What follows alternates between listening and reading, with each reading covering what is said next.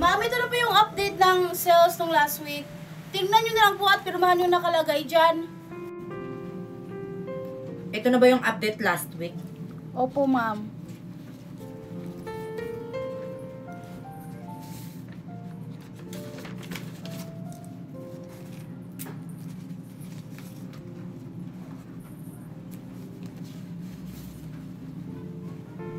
Anong ibig sabihin nito? Ano po, ma'am? Ito! Bakit bumaba yung sales natin? Nung nakarang araw, lumaki to. Anong ginawa mo? Is this really happening? Wala naman akong alam dyan, ma'am. Ginagawa ko lang yung trabaho ko. Gumawa ka ng paraan para tumaas yung sales natin. Ayokong nakikita ito. Sige po, ma'am. Gagawin namin ang lahat para tumaas po yung sales natin. Dapat lang, and I need more improvement. Kaya umalis ka sa office ko, now! Opo, ma'am. Masusunod. Bakit kaya bumaba yung sales ng kumpanya ko? Hindi dapat ito mangyari. Alaga, halika nga dito. Bakit, Yaya? Nakita mo ba yung pulobe? Oo, andun sa kusina, kumakain. Kumakain pala yung pulobe. Palamunin talaga yan. Bakit, Yaya? Anong gagawin mo sa kanya? Tuturuan natin siya ng leksyon. Maganda yan, Yaya. Ang sarap naman ito. Ngayon lang ako nakakain ng ganito na pagkain. Hoy, pulobe! Bakit po, Yaya? Oh my God, Yaya. Tinawag kang Yaya. Yaya naman talaga ako. Hoy, pulobe! Pagkatapos mong kumain, hugasan mo yung mga pinggan. Ano po? Bakit po ako yung maghuhugas? Hindi naman po ako Yaya. Basta, hugasan mo yung pinggan. Pag hindi mo hinugasan yung pinggan, malalagot ka talaga sa amin. Gawin mo na lang yun, Pulobe, at saka lunisan mo yung kwarto ko. Hindi ko yun gagawin, no? Anak kasi ako ni Ma'am Stella. Wala akong pake kung anak ka ni Ma'am Stella. Hugasan mo na lang yung pinggan, Pulobe. Hindi ko yun gagawin, no? Isusumbong talaga kayo kay Mami. Subukan mo talagang magsumbong. Malalagot ka talaga sa akin. O, ano bang gagawin mo sa akin? Ganto. Anong ginawa mo sa akin? Hindi lang yan yung mangyayari sa'yo. Kaya sundin mo na lang yung inutos namin, pulobe. Oo nga, tara na nga, Yaya. Ano ba yung ginawa ko sa kanila? Gusto ko nang bumalikan, nanay. Yaya, tapos mo na bang bihisan yung bago mong alaga? Tapos na po, ma'am. Good. O palabasin mo na siya, gusto ko na siyang makita. Alaga, lumabas na po kayo.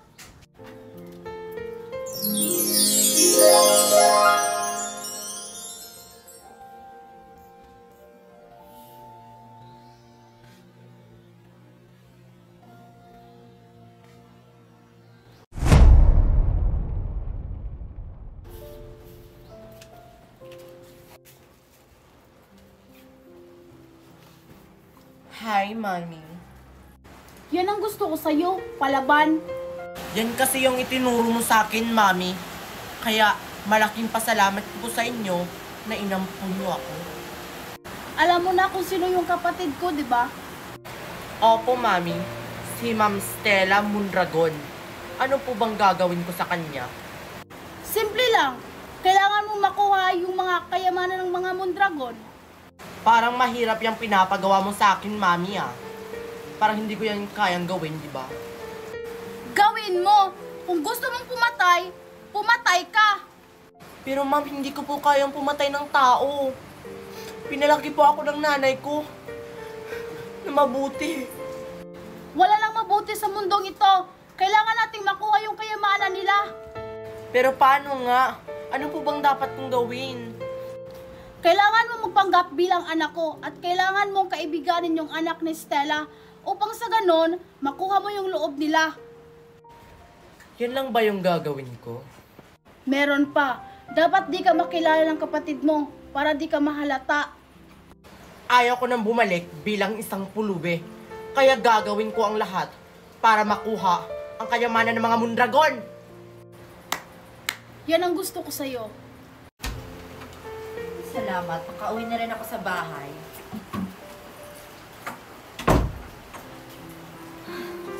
Na-stress ako dun sa office. Bakit kasi bumaba yung sales namin? Mickey, anak! Asan ka ba, anak? May pasalubong ako sa'yo, teddy bear. Saan mo yung anak ko? Yaya? Bakit po, ma'am? Meron po ba kayong iutos sa akin? Where is my daughter? Si Bianca, nasa kwarto niya. Hindi si Bianca, si Mickey hinahanap ko. Asan ba siya? Kasi may bibigay ako sa kanyang regalo.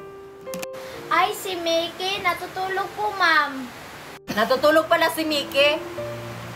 Sige, ikaw na lang magbigay nito. Pagising niya, oh. Ay, sige, ma'am, makakarating.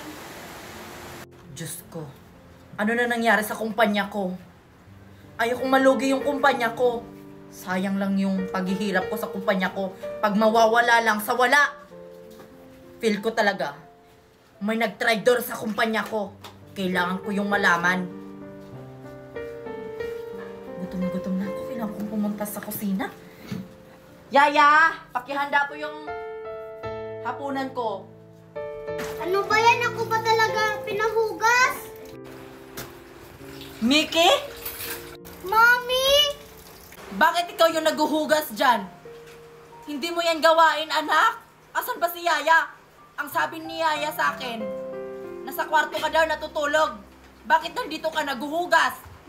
Pinagkainan ko kasi ito hinugasan ko. Pinagdainan? Bakit ang dami niyan? Sinabay ko na lang yung iba. Umalis ka dyan. Huwag mo yung hugasan. Umalis ka dyan. Asan ba tong Yaya na to? Bakit yung anak ko yung naglilinis dito? Sige po.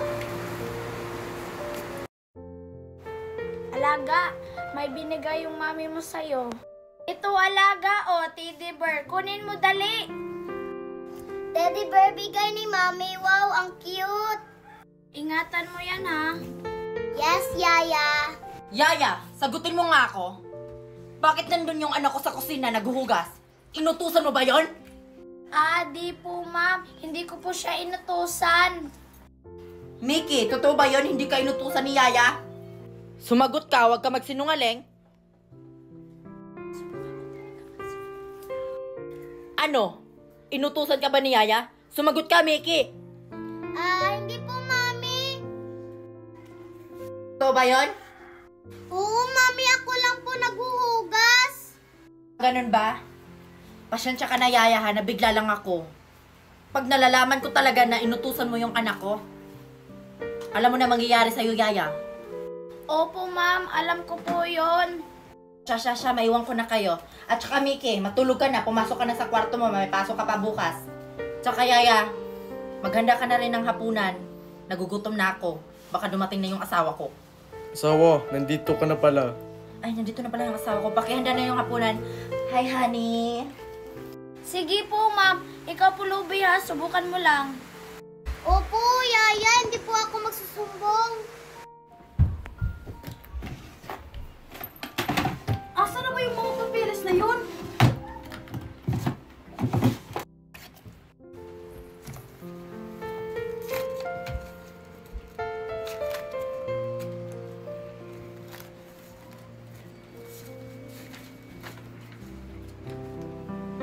Sakto, nahanap ko na. Ito pala yung anak ni Ma'am Stella Mondragon. Madali ko lang itong mauto. Yaya, halika nga dito. Bakit, ma'am? May utos po ba kayo? Oo, meron. Ano po yon? Samahan mo nga ako. Magsha-shopping tayo. Ihanda mo na yung sasakyan. Sige po, ma'am. Wait lang. Yung Lamborghini na sasakyan yung gagamitin natin, ha? Sige po, ma'am. Sasabihan ko po yung driver. Ang sarap talaga maging mayaman. Laking pasasalamat ko talaga ni Ma'am Alice Mondragon sa pag-ampun niya sa akin. Gagawin ko talaga lahat para mapasamin ang kayamanan ng mga Mondragon! Marian, tama na yan. Baba na tayo. Balik na lang tayo sa susunod kapag dumami na yung hinog. Sige. Sayang na. Ang dami pang hinog.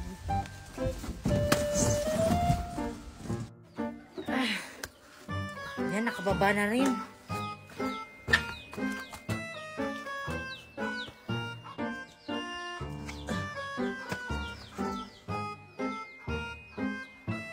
Asan yung nakuha mo, Marian?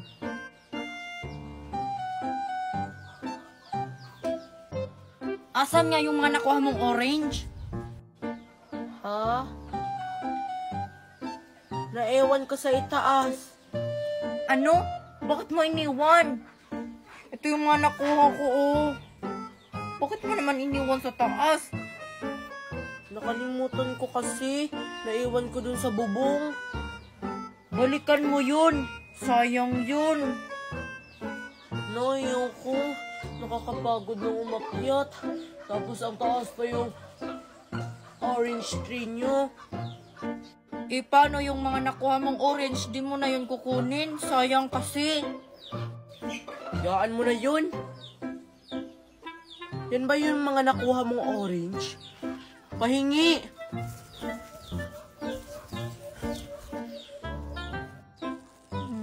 Kunti na lang yung orange ko, oh. Bibigay ko pa to kay mami, eh. Ang sarap talaga nito, Queenie. Ang tamis. Ang taka-taka mo talaga, Marian. Sure ka ba talagang naiwan mo yung mga kinuha mong orange dyan sa taas? Wala naman talaga naiwan dun sa itaas, Queenie. Kinain ko na lahat. Pahingi ako. Akin na yan lahat. Dalawa na lang yung akin. Oh, sa'yo na yun lahat.